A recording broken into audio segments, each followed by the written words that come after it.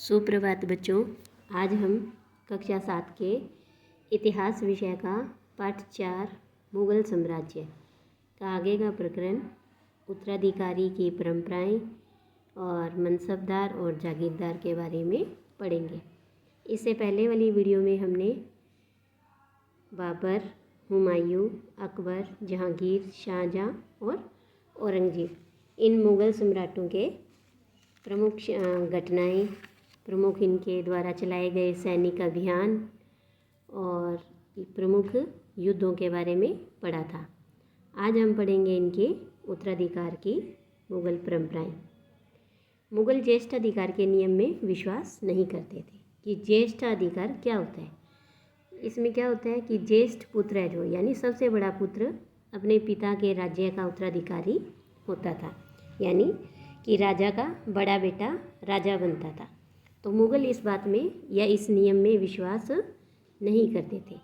इसके विपरीत उत्तराधिकार में वे शहदायाद की मुग़ल और तैमूर वंशों की प्रथा को अपनाते थे।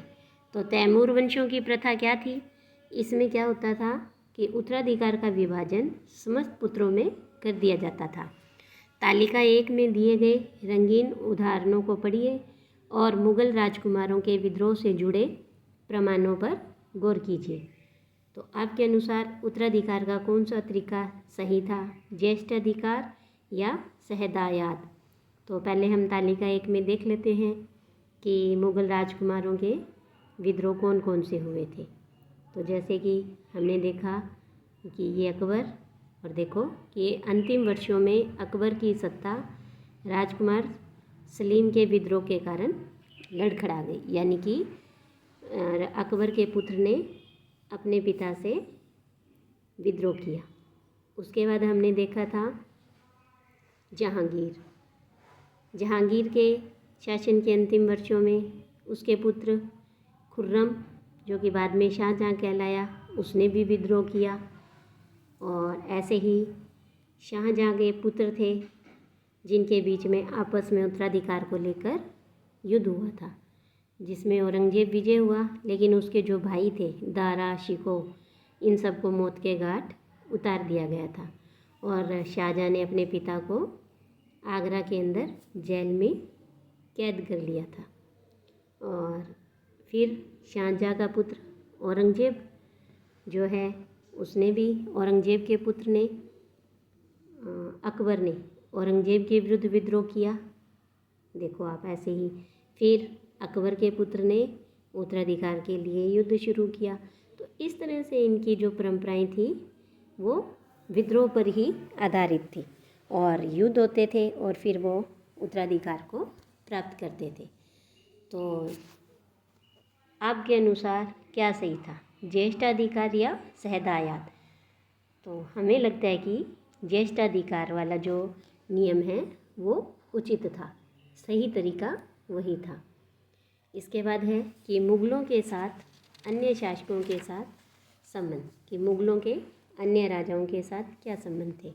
तो तालिका 1 को फिर से देखें तो हम देखेंगे कि मुग़लों ने उन शासकों के विरुद्ध लगातार अभियान किए जिन्होंने उनकी सत्ता को स्वीकार करने से इनकार कर दिया।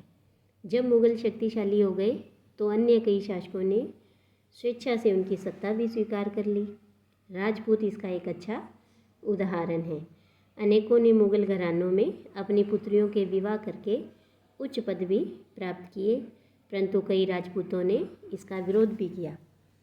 जहांगीर की जो माँ है वो कच्छावा वंश की राजकुमारी थी, और जो अभी वर्तमान में जयपुर है उनके राजपूत राजा की पुत्री थी। और शाहजहां की माँ भी एक राठौड़ राजकुमारी थी, यानी कि वह जोधपुर के राजपूत राजा की पुत्री थी। तो इस तरह से उनके बीच में अन्य शासकों के साथ भी वैवाहिक संबंध भी थे। मेवाड़ के सिसोदिया राजपूत लंबे समय तक मुग़लों की सत्ता को स्वीकार करने से इनकार करते रहे, परंतु जब वे हार गए तो मुग़लों ने उनके साथ सम्माननीय व्यवहार किया और उन्हें उनकी जागीरें, यानी वतन जागीर के रूप में वापस कर दी।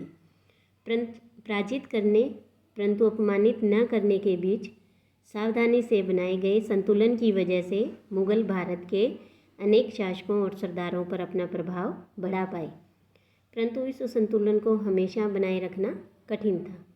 एक बार फिर से तालिका को देखें तो हम गौर करेंगे कि जब शिवाजी मुग़ल सत्ता स्वीकार करने आए तो औरंगजेब ने उनका अपमान किया था, और इस अपमान का क्या परिणाम हुआ था तो हमने जब पढ़ा था तो शिवाजी है उनको उसने कैद कर लिया गया था, और वो उस कैदखाने से भाग निकले और अपने आप को स्वतंत्र घोषित करने के लिए उन्होंने फिर से मुग़लों के खिलाफ कई अभियान चलाए थे। तो इसके बाद देखो आगे, मनसबदार और जागीरदार। जैसे जैसे साम्राज्य में विभिन्न क्षेत्र सम्मिलित होते गए, वैसे वैसे मुग़लों ने तरह तरह के सामाजिक समूहों के सदस्यों को प्रशासन में नियुक्त करना आरंभ कर दिया। शुरू में ज़्यादातर सरदार तुर्की थे, लेकिन अब इस छोटे समूह के साथ साथ उन्होंने शासक वर्ग में ईरानियों, भारतीय मुसलमानों, अफ़गानों, राजपूतों, मराठों और अन्य समूहों को भी सम्मिलित किया। और मुग़लों की सेवा में आने वाले ये नौकरशाह क्या कहलाए? मनसबदार।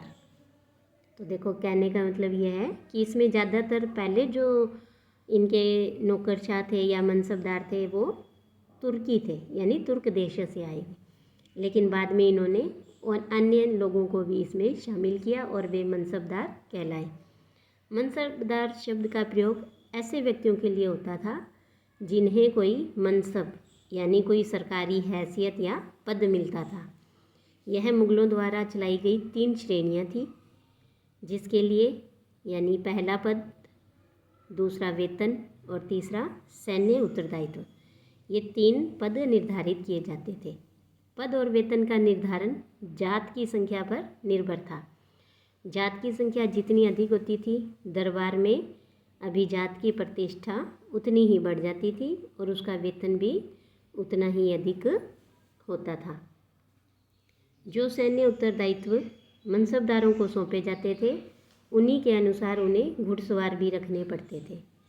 मनसबदार अपने सवारों को निरीक्षण के लिए लाते थे। वे अपने सैनिकों के घोड़ों को दगवाते थे और सैनिकों का पंजीकरण भी करवाते थे। इन कार्यवाहियों के बाद ही उन्हें सैनिकों को वेतन देने के लिए धन मिलता था। मनसबदार अपना वेतन राजस्व एकत्रित करने वाली भूमि के रूप में पाते थे, जिन्हें जागीर कहते थे, जो तकरीबन एकताओं के समान थी। परंतु मनसबदार मुक्तियों से भिन्न अपने जागीरों पर नहीं रहते थे और ना ही उन पर प्रशासन करते थे। उनके पास अपने जागीरों से केवल राजस्व एकत्रित करने का अधिकार था। यह राजस्व उनके नौकर उनके लिए एकत्रित करते थे, जबकि वे स्वयं देश के किसी अन्य भाग में सेवारत रहते थे। तो यहाँ देखो, आपको एक चित्र दिखाई दे रहा है। इसमें बीचों बीच घोड़े पर एक मनसबदार है, वो सवार है। इसके बाद देखो आगे कि अकबर के शासनकाल में इन जागीरदारों का सावधानीपूर्वक आंकलन किया जाता था ताकि इनका राजस्व मनसबदार के वेतन के तकरीबन बराबर रहे। औरंगजेब के शासनकाल तक पहुँचते पहुँचते स्थिति बदल गई। अब प्राप्त राजस्व मनसबदार के वेतन से बहुत कम होने लगा, तो मनसबदारों की संख्या में भी अधिक वृद्धि हुई, जिसके कारण उन्हें जागीर मिलने से पहले एक लंबा इंतजार भी करना पड़ता था। इन सभी कारणों से जागीरों की संख्या में कमी हो गई। फलस्वरूप कई जागीरदार जागीर रहने पर भी यह कोशिश करते थे कि वे जितना राजस्व वसूल कर सके कर लें, और अपने शासनकाल के अंतिम वर्षों में औरंगजेब इन परिवर्तनों पर नियंत्रण नहीं रख पाया और इस कारण किसानों को अनेक मुसीबतों का सामना भी करना पड़ा। आज के लिए इतना ही। धन्यवाद।